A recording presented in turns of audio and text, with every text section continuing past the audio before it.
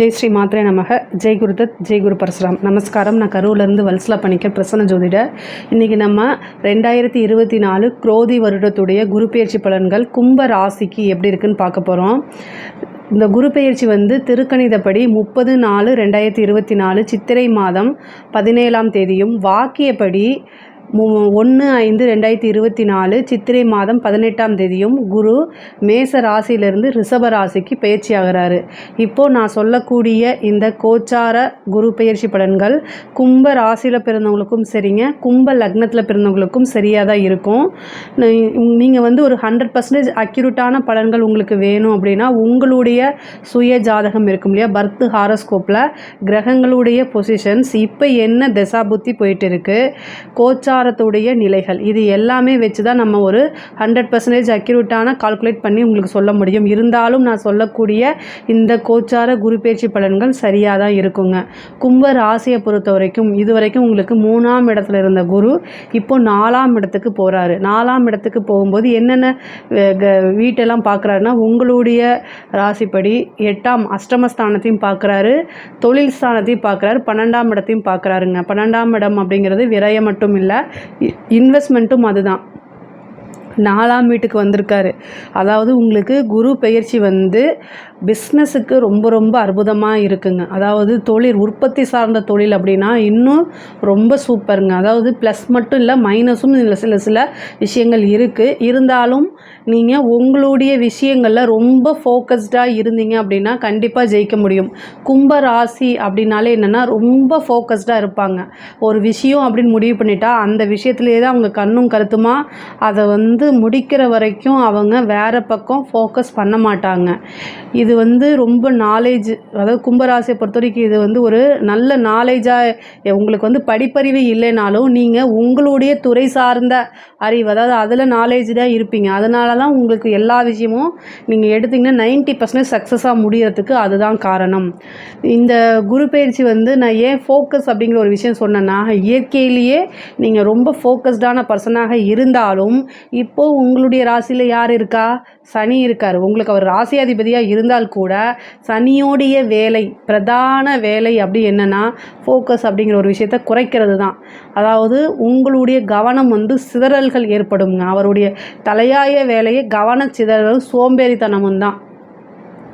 அந்த விஷயங்களை நீங்கள் என்னென்னா ஒதுக்கி வைக்கணும். அது எப்படி ஒதுக்கி வைக்கிறது, அதுக்கு என்ன பரிகாரம் அப்படின்னு நீங்கள் கேட்குறீங்கன்னா, ஒரு கோயிலுக்கு போய் விளக்கு போடுறதுனால நம்மளோட சோம்பேறித்தனம் போகாது. ஃபஸ்ட்டு நம்மளுடைய எண்ணங்களை சரி பண்ணிக்கணும். ஓகேங்களா? அதாவது கோவிலில் போய் விளக்கு போடுங்க, நான் இல்லைன்னு சொல்லலை. ஆனால் நீங்கள் என்னென்னா எண்ணங்களை மாற்றிக்காத வரைக்கும் அது செயல்படாது. கோவிலுக்கு எதுக்கு போகிறோம் அப்படின்னா பாசிட்டிவான எண்ணங்களை வளர்க்குறதுக்காக மட்டும்தான்.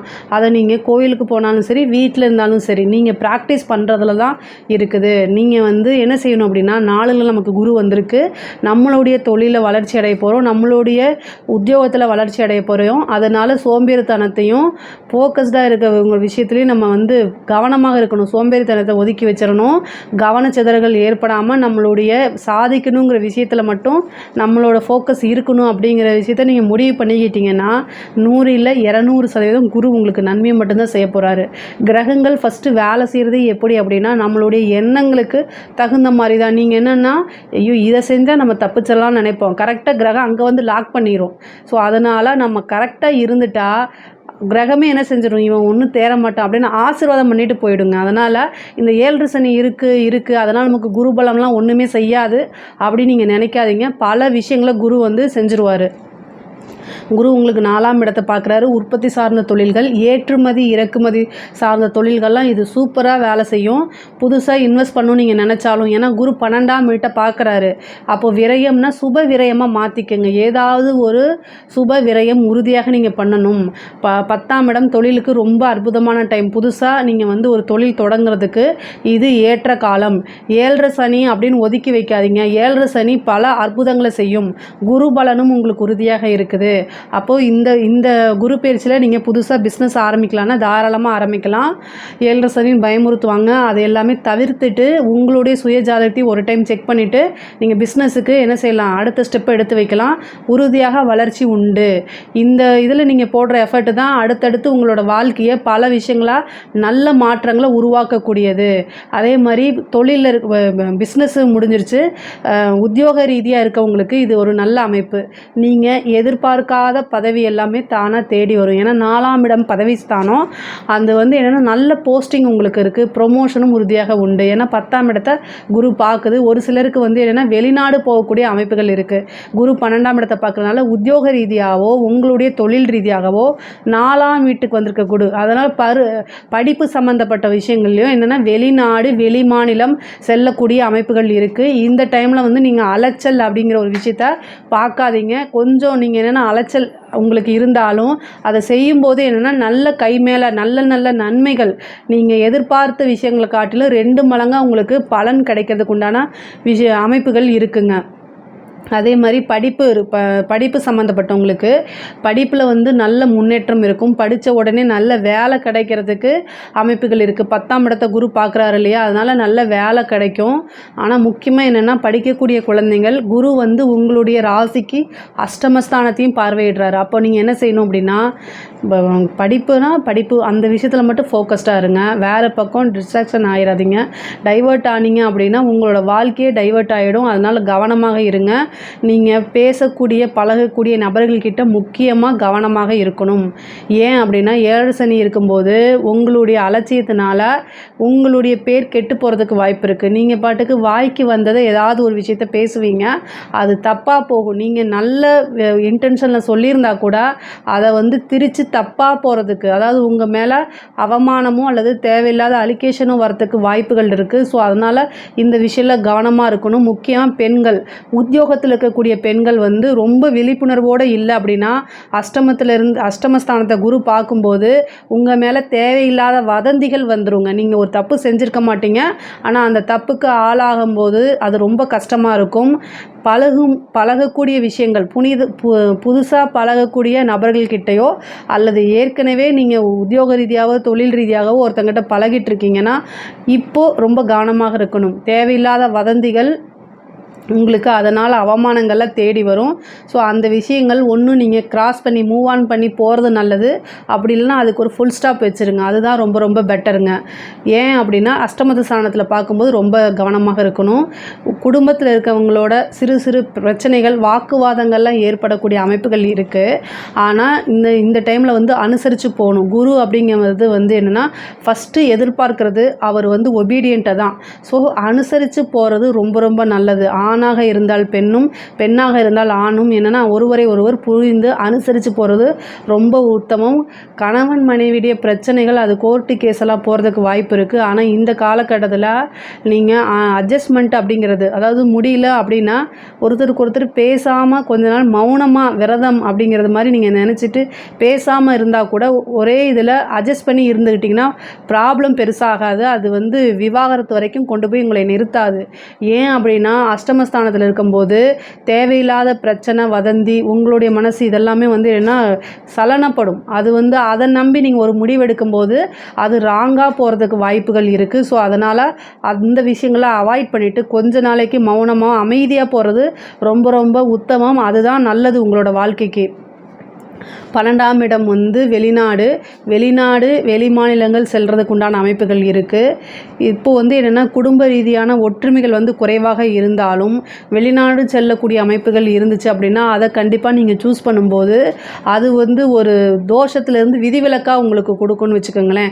ரொம்ப நாளாக எதிர்பார்த்துட்டு இருந்தாலும் அது வந்து ஒரு பெரிய தோஷத்துலேருந்து உங்களுக்கு அது விதிவிலக்கு. அதே மாதிரி அரசியல் துறை சார்ந்தவங்களுக்கு பெரிய பதவிகள் தானாக தேடி வரும். உங்களுக்கு கட்சியால் அங்கீகரிக்கப்பட்டு என்ன செய்வாங்கன்னா ஒரு பதவி நல்ல போஸ்டிங் உங்களுக்கு கொடுத்துரும். எம்எல்ஏ எம்பி அந்த மாதிரி ஒரு சீட் கிடைக்கிறதுக்கு வாய்ப்புகள் இருக்குது. குரு வந்து 8ஆம் இடத்தை பார்க்குறாரு. ஏற்கனவே பதவியில் இருக்கிறவங்க ரொம்ப கவனத்தோடவும் நீங்கள் செய்யக்கூடிய செயல்களில் ரொம்ப ஃபோக்கஸ்டாக கவனமாக என்ன பேசுகிறோம் என்ன செய்கிறோம் அப்படிங்கிறதுல கவனமாக இருக்கணும்.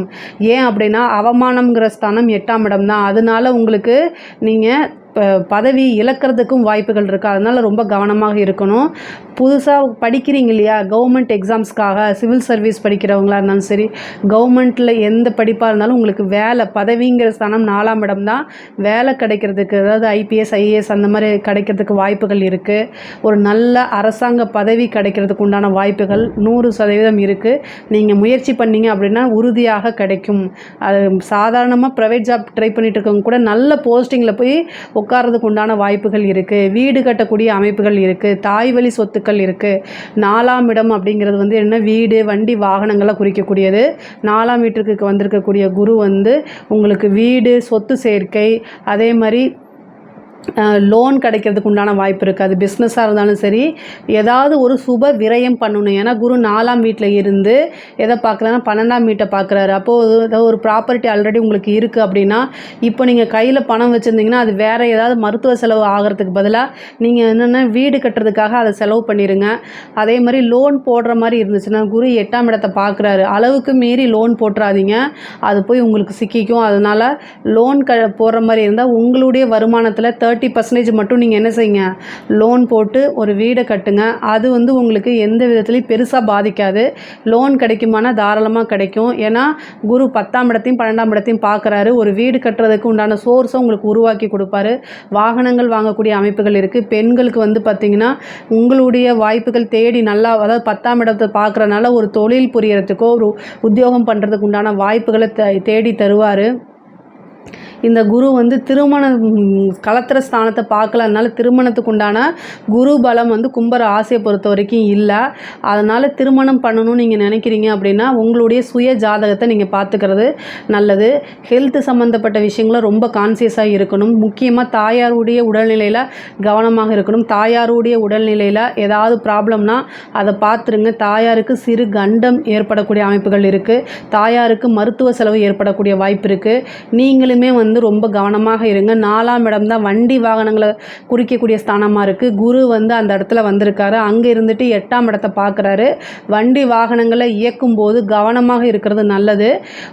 அதாவது முக்கியமாக நீங்கள் டிரைவராக இருக்கும்போது என்னோடய தொழிலே வந்து ஓட்டுநர் தொழில் தான், நான் எப்படி பண்ணுறது அப்படிங்கும்போது என்னென்னா அது ஒன்றும் ப்ராப்ளம் இல்லை. இது வந்து என்னென்னா நீங்கள் மனசு நல்லா இருக்கும் பட்சத்தில் ரெகுலராக எல்லா வேலையும் நீங்கள் செய்யலாம். உங்களுக்கு வந்து ஏதாவது ஒரு ப்ரெஷர் இருக்கும் பட்சத்தில் அன்னைக்கு நீங்கள் உங்களுடைய டியூட்டிக்கு லீவு போட்டுக்கிறதா ரொம்ப ரொம்ப நல்லது. லீவு போட்டால் என்னோடய சேலரி கட் ஆகுமே, வருமானம் கட் ஆகுமே அப்படி நீங்கள் நினைக்காதீங்க. ஒரு நாள் லீவ் போடுறதுனால அன்னைக்கு மட்டும்தான் உங்களுக்கு லாஸாக பே ஆகும். உங்களுடைய வாழ்க்கை ஃபுல்லும் லாஸாக பே ஆயிடாது. ஓகேங்களா? உங்களுடைய மனநிலை வந்து ரொம்ப ரொம்ப தெளிவாகவும் நல்ல திடகாத்திரமாகவும் இருக்கும்போது மட்டும்தான் நீங்கள் என்ன செய்யணும், நீங்கள் உங்களுடைய ரெகுலர் ஓட்டுநராக இருக்கும் பட்சத்தில் இந்த விஷயங்களை செய்கிறது நல்லது. இந்த ஒரு வருஷத்துக்கு மட்டும் அஷ்டமத்தை குரு பார்க்குது. குருவோடைய பார்வை எங்கெல்லாம் படுதோ அதை வந்து அவர் என்னென்ன பாரபட்சம் பார்க்காம வளர்த்து விட்ருவார். 8ஆம் இடம்ங்கிறதா விபத்து கண்டம். அதுக்காக தான் இவ்வளோ தூரம் சொல்கிறேன். ஓகேங்களா? ஆயுள் ஸ்தானமும் 8ஆம் இடம் தான். ஸோ குரு பார்வை எங்கெல்லாம் இருக்கோ அந்த இடத்தெல்லாம் வந்து வளர்த்து விட்ருவார். முடிஞ்ச அளவுக்கு ஒரு ஹெல்த் சம்மந்தப்பட்ட இன்சூரன்ஸை போட்டு வச்சுக்கோங்க. மெடிக்ளைம் பாலிசி மாதிரி போட்டு வச்சுக்கிறது உங்களே வந்து தேவையில்லாத விபத்து கண்டத்துலேருந்து அது ஒரு பரிகாரமாக அமையும்.